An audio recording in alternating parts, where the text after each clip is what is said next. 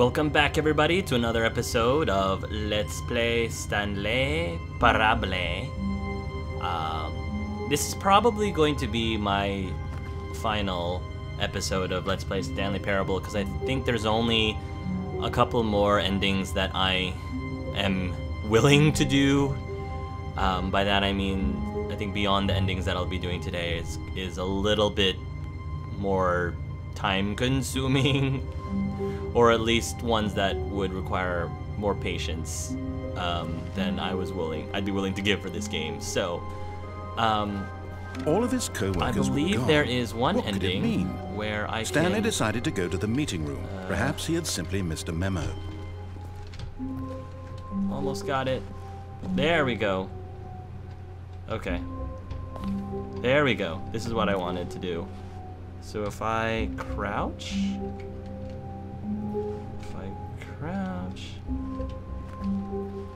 There we go. If I crouch and then go out the window here, there we go. Whoops. At first, Stanley assumed he'd broken the map, until he heard this narration and realized it was part of the game's design all along. Oh, nice. He then praised the game for its insightful and witty commentary into the nature of video game structure and its examination of structural narrative tropes. So, now that you're here, what do you think? Isn't this a fun and unique place to be? Why don't we take a minute just to drink it all in? Okay, I'm over it now. What do you think? Are you sick of this gag yet? Are you sick of this gag? No.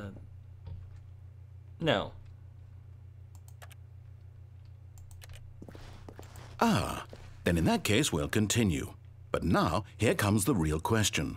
What do you think would have happened if you had told me that you wanted this to stop? Do you think it would have been particularly different? Would I have taken the same idea but rephrased it superficially to fit that answer? Perhaps you never would even have thought of it if I hadn't brought up the issue in the first place. Oh, now think about it. Will it be worth it for you to restart and then come back here just to do the other option? Clearly, this whole gag takes some time. What if the other option is even longer? How long will you spend in total just to have heard all the narration? Oh, and this is rich. Perhaps you've just played the other option, and now you've come to see what happens in this one. So, what do you think? Which choice was the better one? Imagine if you had selected continue on your first playthrough, how tantalizing it would be not knowing what happens when you pick the other option. That's true. Indeed, you are one of the lucky ones. Though if the other option is really miserable to listen to, then perhaps you're not. In fact, I'm just going to say that no one who's listening to this is lucky. Well now, I've built up the other option so much that I'm going to stop talking and leave you to your decision whether to come back here, continue with the game, or just sit in this spot forever and ever. Cheers. Clever. That's so true, though. I'm very thorough. As you guys know, I'm very thorough, and for most games, I try to get as much of the dialogue as I'm able to find. And he just described me to the T in that part of me would come back here to try this again. But I have a feeling the message is going to be exactly the same, but we'll see. We'll see. Oh, it's different now. We don't have that one room again. When Stanley came to a set of 2 open doors, he entered the door on his left. So I am going to... What am I going to do? I'm going to go to the left first, because there's another ending. Let's see. That last ending, by the way, quote-unquote ending with the window, many people thought that was a glitch initially, and then the programmers were like, haha, it's not a glitch. We actually... It's pretty clever that the developers were able to add that Easter egg in for something that the players supposedly would think wasn't part of the game. There was not a single person here either. It may originally not have been part of the game, but then Stanley decided to go up to his boss's office, hoping he might find an... Coming to a staircase, Stanley walked upstairs to his boss's office. Alright, well, I'll go upstairs to my boss's office. Now we come to the part where you have to be pretty careful going In and then out. In and then out. Stepping in. There we go. I think that's what you're supposed to do. And now I believe you can... the door is open. You can go back out again. How convenient. Alright, so I can walk all the way back. Oh, the broom closet. Did somebody turn off the lights in the broom closet? Guess not. Alright, so you gotta go back in here. The only reason I know about these endings is because I didn't know what else was left to do with this game, so I figured I would just see tips on how to get some of the other endings. I don't know what the other endings, like, what will happen in the other endings. I just got tips of how to trigger the other endings, and that's all I know. So, this ending and the Windows ending, I never would have gotten on my own. Never would have figured that out. So I figured I might as well do them for you.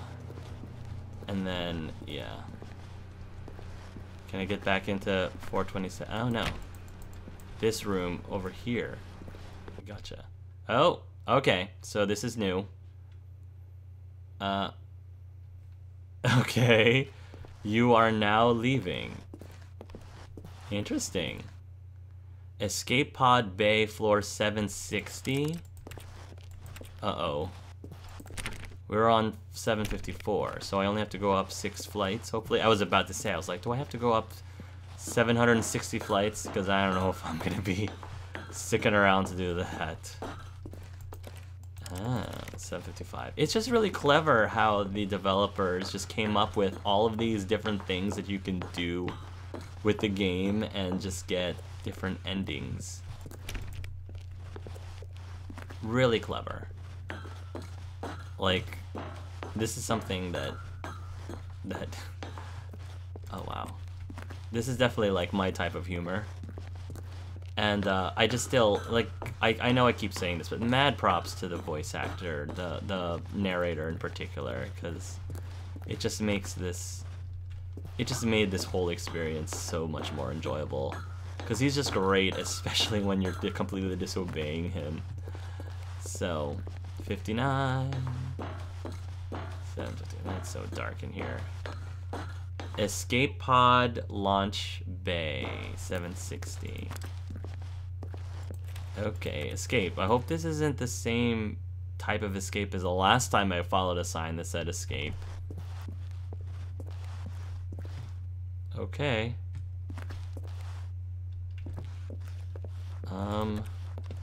Straight ahead, right? Just making sure I am going straight ahead.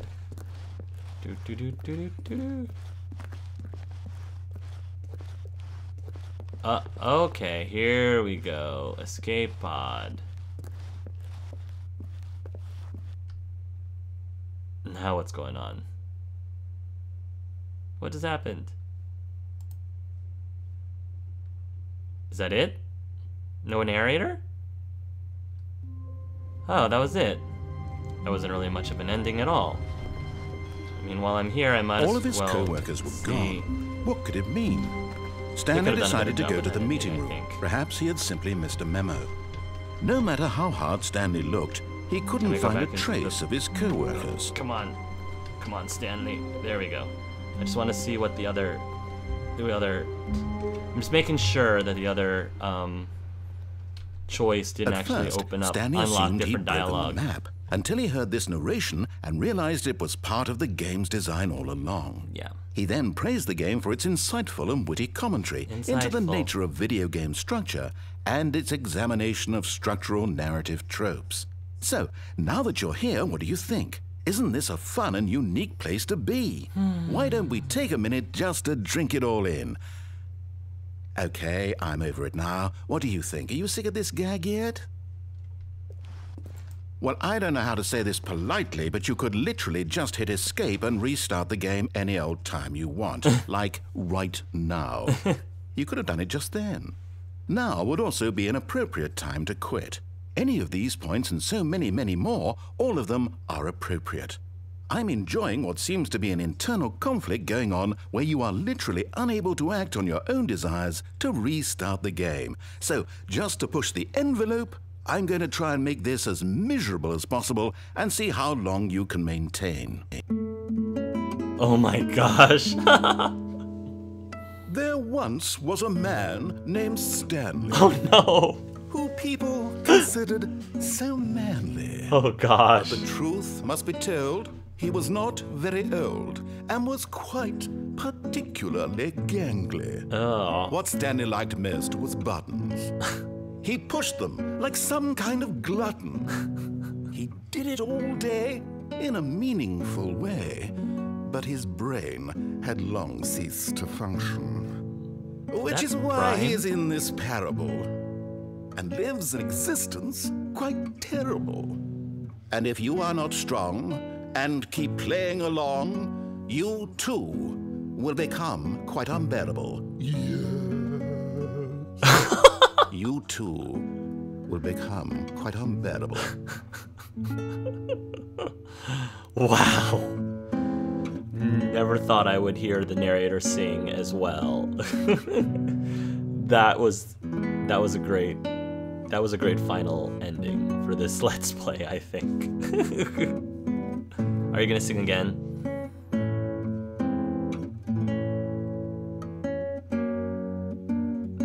Well done, narrator. Well done.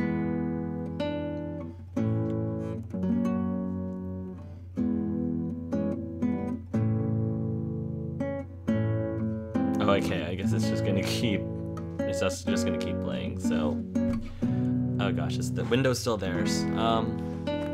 So yeah, guys, my thoughts on the game. Like I said, it's weird. It's really weird, but weird in a good way. I like how it takes, you know, what you normally are used to and what you know about gaming and first-person games, and just taking it and just like making fun of the whole thing, just making fun of the whole genre slash. It's very clever, and I've said that a lot, and that's really the best way I could describe this game, is it's clever, especially for people who are avid gamers and who kind of have.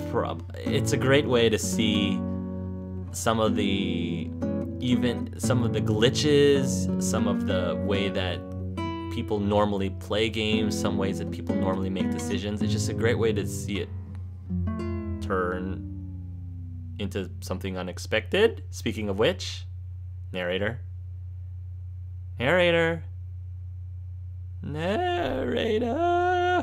No, I want my music. Oh, jeez. As I was saying, yeah, there was probably the best parts of this was the narrator itself. Like, that made this game, you know, just being able to not really interact with him, but having the ability to follow or defy him, and just the way that he characterized his character, quote unquote character. It was just so entertaining and so amusing. So I was very impressed by that. I did say before that it was kind of a shame that you can't pick things up and put them back down and examine them like you could do in Gone Home, but it's okay because I understand that's not what the point of the game is. If I had to choose the best ending, my favorite ending, I definitely think the one with Minecraft and Portal was my favorite. That one was I like took me out of. It was just so random and so unexpected. That was awesome. That was fantastic. My second favorite would probably be the museum, the one where it actually shows, you know, different things from the game, different stages of things from the game and endings from the game. That probably would have been a better ending to end with for this LP, but that's not what I ended up choosing. So yeah, I mean, it was an enjoyable time. It cost me $15. Would I consider it to be worth the $15? Honestly, for me, no. I mean, I've had DLCs for video games, for other video games, that were worth about $15, which I thought like content-wise, had more going on than this game. However, you know, so I guess if I was looking at it, you know, compared to other games or DLCs that I've purchased for $15, I would say that this one is more with the $10 range. I mean, Gone Home was worth $15, and even that one, I actually didn't think Gone Home was necessarily worth the $15 that I paid for. Although I kind of take that back now. I think because they're indie games, and I think that indie games, indie publishers, they probably could use some of the extra money compared to some of the bigger named companies like, you know, BioWare and all those other things. So I can see, you know, I can see why it would need to be, you know, put to the $15 cost. And I mean, I was willing to pay the $15 cost, so it's good to, I think, to support the indie games anyway. And so even though I may not think it's worth the $15, I still think that it's important to support indie games as much as possible, and therefore it's okay to try to give them a little bit more than you know you normally might. But yeah, there were a few endings. Let me just, I'm just tired of staring at this window. There were a few endings that I think there are at least two that you can do that I'm not going to. One is, if you remember the one with the baby, where you had to push the button and stop the baby from getting into the fire.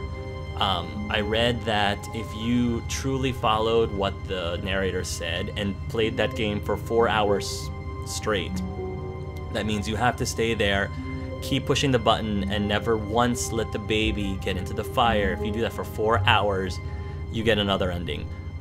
I'm personally not going to do that, but I'll put a link at the bottom to show you what that ending does look like for those of you who are very curious as to what will happen. But I don't have the patience, as I said, to do that, sorry. But I'm sure people who are obsessed with that, hopefully the ending that you get was worth the 4 hours of pushing buttons, much like what Stanley did. I see what you did, game. I see what you did, pushing buttons and all that. Anyway, I don't think there actually is a code during the explosion ending. I don't think there actually is a code or a sequence of buttons that you can push to stop the explosion. There is a video on YouTube that supposedly explains how to do it, but I'm not sure if it's actually real or fake, because half of the comments are saying it's fake, half of the other comments are saying it's not, and I have yet to really determine one way or another, so I have no idea. Stanley stood for a long time in one spot. It's part of a game. He likes to see how long he can go without dying. So far, he's doing excellent. And if he just stays right where he is, I'm sure he'll keep up that good momentum. Let's observe the genius at work. See, it's things like that. And that is one really neat thing about the game, is I feel like you can constantly find something new about it. I'm sure I haven't found everything. I'm sure I haven't exhausted all of the dialogue that the narrator says. But that's okay. So yeah, I don't really have that much more to say about the Stanley Parable, except you know, it definitely it was very entertaining. It was amusing, entertaining, and yeah, I hope you guys enjoyed watching my first blind experience playing with it. So thanks guys for watching, and tune in to whatever my next LP is going to be. Until then, everybody, love yourselves and love each other.